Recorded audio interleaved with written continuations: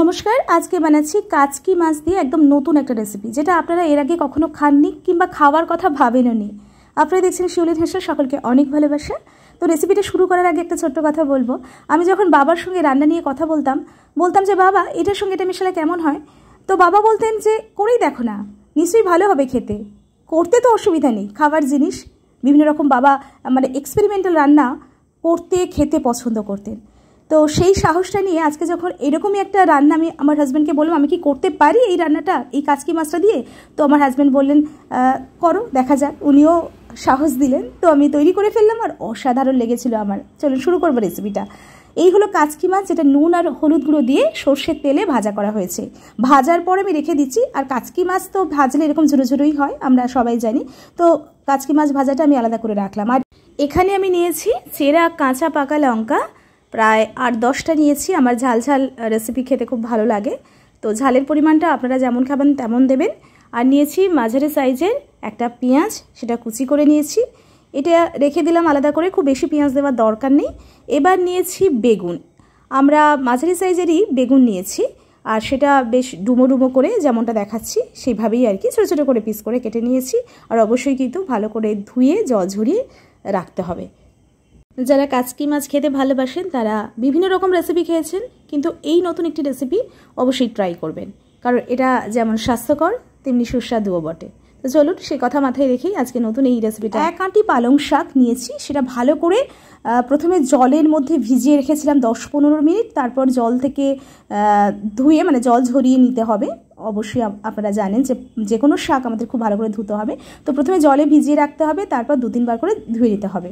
তো এইভাবে আমরা পালং শাকটা আর তার সঙ্গে একটা টমেটো, এই টমেটোটাও আমি ভিজিয়ে রেখেছিলাম ওর সঙ্গেই আর কি। তো সবটা ভিজিয়ে রেখেছিলাম, তারপর আমি জল ছেঁকে এই পালং শাক টমেটো কখন ব্যবহার করব সেটা আমি বলবো। আপনারা ভাবছেন এটা কেমন রেসিপি, আপনি করে দেখবেন, আমি কথা দিচ্ছি দারুণ লাগবে। তো প্রথমে কড়াইটা গরম করে নিই, চলুন রান্নাটা শুরু করে দিই। এবার আমি সর্ষের তেলেই রান্না করবো, যে কোনো মাছের রান্না আমার খুব ভালো লাগে সর্ষের তেলে করতে। সর্ষের তেল প্রায় 1 টেবিল চামচ মতো দিলাম।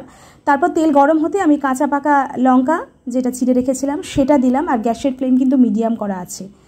তো তারপর দিলাম সেটা পেঁয়াজ কুচি দিয়ে আবারও আমরা কয়েকটা সেকেন্ড নাড়াচাড়া করলাম। একটু ভাজতে হবে, মানে পেঁয়াজের একটু কালারটা চেঞ্জ হবে। আর তারপর আমি এর মধ্যে একটু 1/2 চামচ নুন দিয়ে দিলাম। নুনের পরিমাণ এখন কম দেবো, 1/2 চামচ কি তার থেকে একটু কম দেবো, দিয়ে ভাজতে থাকবো। তাহলে কি হবে, পেঁয়াজটা নুন দিলে পেঁয়াজটা একটু নরম হবে আর ভাজাটা ভালো হবে।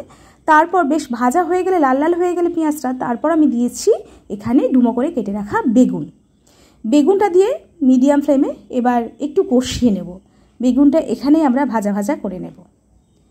তো মিডিয়াম ফ্লেমে এখন এটা রান্না হচ্ছে, যতক্ষণ না বেগুনের একটু কালারটা চেঞ্জ হচ্ছে, গাটা মানে ভাজা হচ্ছে আর কি, ততক্ষণ পর্যন্ত একটু ভেজে নিয়ে তারপর একটা টমেটো, যেটা ওই যে দেখিয়েছিলাম আগে, টমেটোটা ভিজিয়ে রেখেছিলাম আর কি ধোয়ার জন্য, সেই একটাই টমেটো ওটা কুচি করে এর মধ্যে দিয়ে আর একটু কষিয়ে নিলাম। এবার এর মধ্যে আমি দিয়ে দিচ্ছি আদা রসুন বাটা, ছোট্ট চামচের 1 চামচ, সেটা দিয়ে দিলাম। আমি আসলে আদা রসুনের সঙ্গে একটু সামান্য জল দিয়ে মিশিয়েছিলাম, তাই জন্য একটু ওইরকম জলো জলো লাগছিল। ছোট্ট চামচের 1 চামচ দেবো, মানে আদা রসুনটা কিন্তু অল্পই দিতে হবে, আদা রসুন বাটাটা, কারণ এখানে ওই উগ্র গন্ধটা ভালো লাগবে না, খুব সামান্য দেবো। আর 1 চামচ দিচ্ছি এখন হলুদ গুঁড়ো, আদা রসুন বাটা দিয়ে আগে কষিয়ে নিয়ে হলুদ গুঁড়ো দিলাম। ধনে গুঁড়ো 1 চামচ আর একটু দিলাম, মানে প্রায় 2 চামচ ধনে গুঁড়ো আর 1 চামচ জিরে গুঁড়ো। 1 চামচ হলুদ গুঁড়ো, আবারও বলছি 2 চামচ ধনে গুঁড়ো, 1 চামচ জিরে গুঁড়ো, বাস দিয়ে ভালো করে মশলাগুলো কষিয়ে নিচ্ছে। আর যখন আমি বারবার বলি যে গুঁড়ো মশলা দিই মানে কষানোর সময়, তখন গ্যাসের ফ্লেম কম করে দিতে হয়, নাহলে ওই মশলাগুলো ঠিক মতো করে ভাজা যায় না, পুড়ে যেতে পারে। তারপর পালং শাকগুলো জল থেকে ধুয়ে নিয়েছি, ভালো করে জল ঝরিয়ে নিয়েছি, অনেকবার করে কিন্তু পালং শাকটা ধুতে হবে। এবার পালং শাকগুলো দিয়ে এবার গ্যাসের ফ্লেমটা মিডিয়াম করে দেবো। পালং শাক থেকে অনেকটাই জল বেরোবে। তো পালং শাকটা দেওয়ার পর ভালো করে গ্যাসের ফ্লেমটা মিডিয়াম করে দিয়েইছি, তারপর ভালো করে মিশিয়ে দেবো সমস্ত সবজির সঙ্গে, একটু কষিয়ে নেব। যারা এখনও সাবস্ক্রাইব করেননি শিউলির হেসেল, প্লিজ সাবস্ক্রাইব করবেন, সঙ্গে থাকবেন। ফেসবুক পেজ শিউলি নস্করে চোখ রাখবেন, সেখানে শুধু রান্না নয়, সেখানে থাকে আমার সমস্ত রকমের ভিডিও, যেমন গানের ভিডিও, কবিতার ভিডিও এবং রান্নার ভিডিও। তো এবার কষিয়ে নেওয়ার পর আমি একটু ঢাকনা বন্ধ করে দিলাম, তারপর গ্যাসের ফ্লেমটা মিডিয়াম করি এটা একটু রান্না করছি। ঢাকনা বন্ধ করার কারণ হলো বেশ ভালো করে রান্নাটা হবে, আর এই যে পালং শাক সেখান থেকে জল বেরোবে, আমরা যাতে মানে একটু মাখা মাখা করব সেই জন্য, আর যাতে জল দিতে না হয় আমি তার জন্যই একটু ঢাকা চাপা দিয়ে রান্না করব। পালং শাকটা ঢাকা চাপা দিয়ে রান্না করলে ওর থেকে জলটা বেরোবে। এইবার কষানো হয়ে গেছে, ঢাকনা তো খুলে দেখিয়ে দিলাম, একটু কষিয়ে নিয়েছি, জলটা কতটা বেরিয়েছে দেখালাম। তারপর ওই যে আগে থেকে মানে ঝুরঝুরে করে ভেজে রাখা আমাদের যে কাচকি মাছ এর মধ্যে দিয়ে দিলাম। আপনারা হয়তো ভাবছেন এটা কেমন রান্না, আপনারা একবার করে দেখুন। আপনারা তো অনেক রকম রান্না করেছেন কাচকি মাছ দিয়ে, তো এটা করে দেখুনই না কেমন লাগে। তো আপনি কাচকি মাছের জায়গায় আমি যেরকমভাবে করছি সেটা যদি চিংড়ি দিয়ে করেন সেটাও কিন্তু দুর্দান্ত লাগে। তো এরকম নানা রকমের রান্না, আর শাক তো খাওয়া ভালো, এরকম নানা রকমের রান্না করে দেখতেই পারেন, খেতে কিন্তু ভালো হয়েছিল। এবার কাচকি মাছ দিয়ে খুব ভালো করে মিশিয়ে দিলাম সবটা সবজির সঙ্গে। তারপর অবশ্যই আবারও ঢাকনা বন্ধ করে আমরা কিছুটাক্ষণ রেখে দেবো, অন্তত 3-4 মিনিট মিডিয়াম ফ্লেমে রান্না করব। তারপর লঙ্কা গুঁড়ো দিয়ে দিচ্ছি, আমার একটু ঝাল ঝাল ভালো লাগে, তো একটু ঝালের পরিমাণ বেশি দিয়েছি। কাঁচা পাকা লঙ্কা চেরা দিয়েছিলাম আগে, তারপর গুঁড়ো লঙ্কাটাও দিলাম, দিয়ে ভালো করে মিশিয়ে দিচ্ছি। দিয়ে এবার ভালো করে কষিয়ে নিচ্ছি। দেখুন একেবারে খুব সুন্দর করে কষিয়ে নিচ্ছি, আর প্রায় জল নেই বললে চলে। যতটুকু আমাদের পালং শাক থেকে জল বেরিয়েছে বা বেগুন বা বিভিন্ন টমেটো থেকে সবজি থেকে জল বেরিয়েছে ততটুকুই।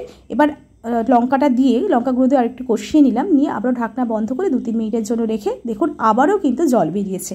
তো আমাদের জল দেওয়ার প্রয়োজন নেই, একটু ঢাকনা বন্ধ করে লো টু মিডিয়াম ফ্লেমের মধ্যে গ্যাসের ফ্লেমটা রাখলেই, মিডিয়ামের থেকে একটু কমও রাখবেন গ্যাসের ফ্লেম, তাহলে কি হবে আপনার যে রান্নাটা খুব ভালো মতো হবে, মানে পুড়ে যাবে না, আর ওই যে সমস্ত সবজি থেকে যে জলটা বেরোনোটা সহজ হবে। তো এইভাবে লো টু মিডিয়ামের মধ্যে গ্যাসের ফ্লেমটা রেখে আপনারা রান্না করবেন। তারপর একদম শেষের পর্যায়ে চলে এসেছি, এই রকমই রসা রসা থাকবে ব্যাপারটা।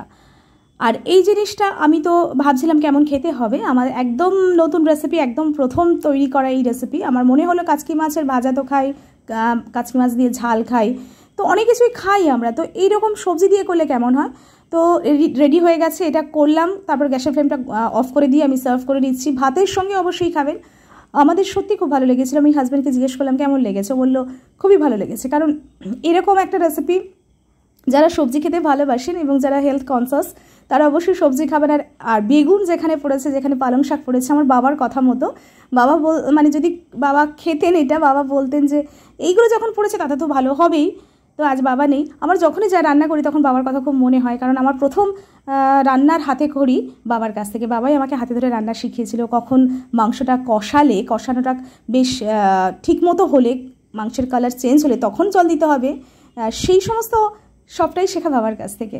তো আজও মনে পড়ে রান্নাটা, যখন যাই করি না কেন। বাবা যেখানেই থাকুন নিশ্চয়ই আমাদের সঙ্গে আছেন। বাবা ভালো থেকো, আর আপনারা সবাই ভালো থাকবেন, সুস্থ থাকবেন, এরকম রেসিপি নিশ্চয়ই বানাবেন।